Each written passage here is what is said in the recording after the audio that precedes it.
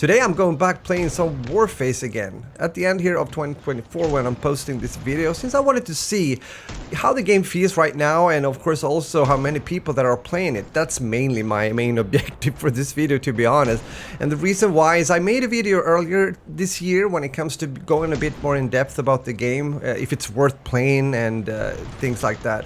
We're going to talk, of course, about things that is kind of nice, but also some things that I don't like about Warface, and I wish for the game's best, if you will, that those things would have been changed or that it wouldn't be as it is now. But you know, it is what it is. It's a free-to-play game. It's been around for a very long time, and maybe you guys or some of you guys already played the game back in the days when I think it was available playing in a web browser.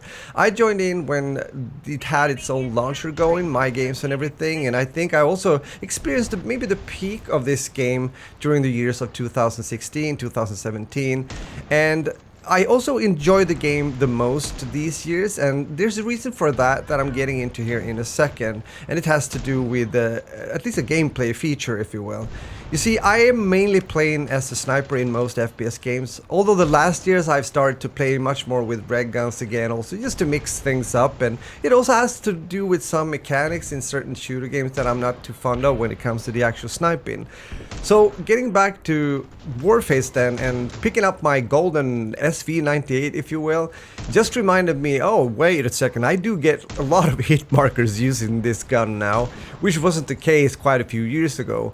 And it has to do with the fact that they decided to implement armor in Warface. Again, it's quite some years ago, but I got brutally reminded that it's there. Yeah, you will probably see me having some hit markers now and then, or at least the feeling that I have to empty a whole magazine before I'm able to kill the enemy.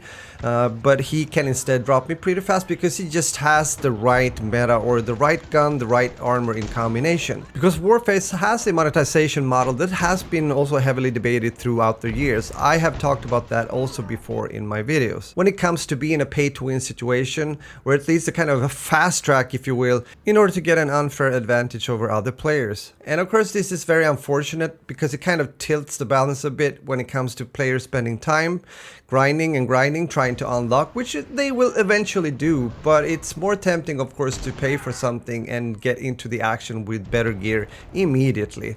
Again, let me know what you think about this. I just think this is one of the things that has been holding back this game a lot, and also one of those things that has kind of made people stop playing Warface throughout the years. But what about the player base? Is this game completely dead, or can I still get into matches?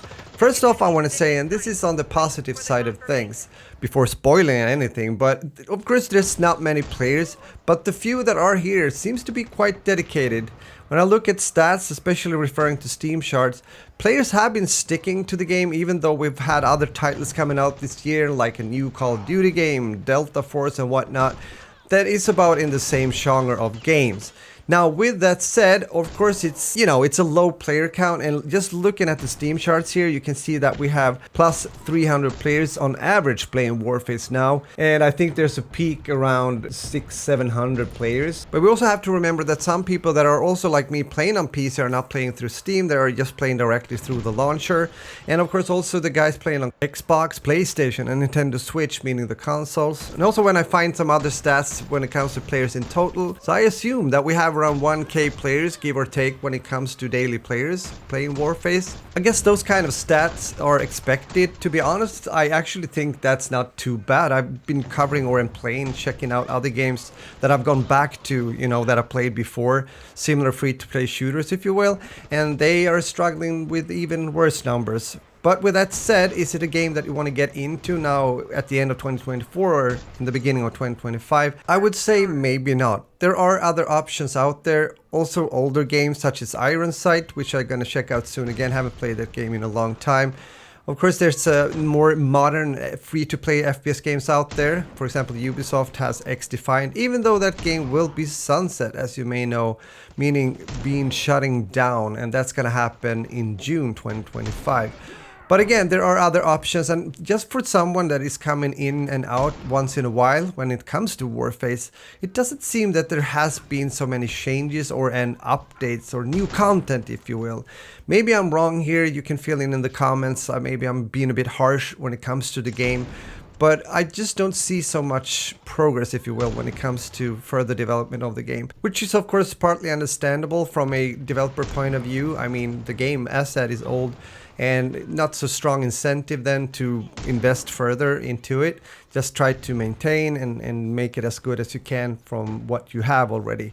But who knows, maybe we will see a Warface 2 in the future, knowing what they know now, having these experiences, and of course also a new graphics engine. That would be absolutely amazing. It's time to wrap things up though, and as said, there are things that I kind of like when it comes to Warface still. It has something regarding the gameplay that makes me come back to the game. However, the kind of pay-to-win model and also the fact that there's a cheat or two once in a while that you might step into can definitely turn you off from the game a bit. Let me know your thoughts, and thanks for watching. Later.